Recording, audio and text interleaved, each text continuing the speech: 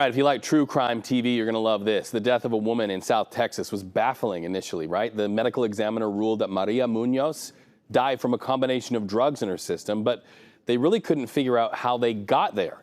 48 Hours correspondent Erin Moriarty is tracking the case, including how Maria herself became an important witness, and joins us now live. How did journals play into this story? Oh, this is so interesting because I don't remember another case quite like this. So Maria Muñoz had kept a journal, wrote in it almost every single day.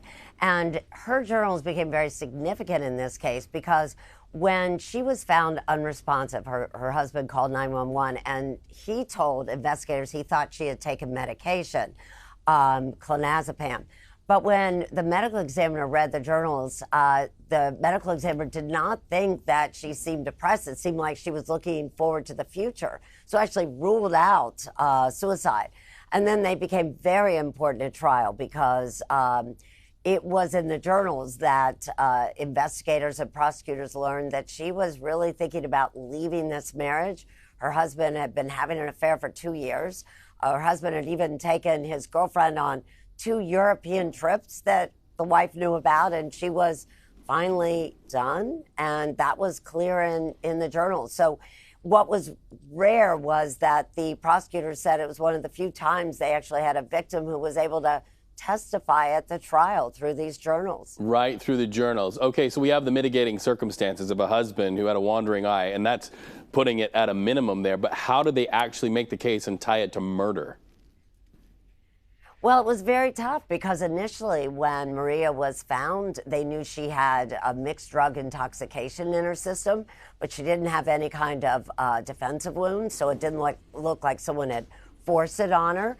These are very tough cases, but when they did an additional toxicology screen and found out that there were 7 other medications in her system, mostly medications used at surgery, including propofol, which can only be administered with an IV, and they didn't see an IV near her. That certainly looked like a homicide. Wow. Erin Moriarty, thank you. It just punctuates for anybody who's watching that if they are experiencing any sort of trouble in their home, to ask for help. She wrote it down, but do we know if she actually made calls for help?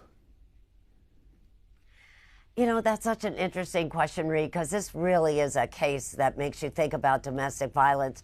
I don't think anyone knew till they read the journal just how long and how she had been at least emotionally treated by her husband. That's what the prosecutors talked to us about in the interview, was this was a woman who had been suffering for a while emotionally because of the way her husband was treating her.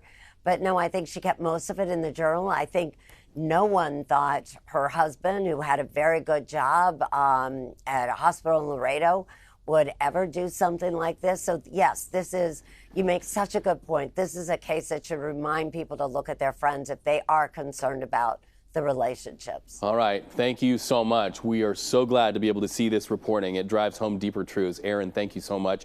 You can see that report, the full one, on 48 Hours. That's tomorrow at 10 on KPIX and streaming on Paramount Plus. Erin, thank you, my friend.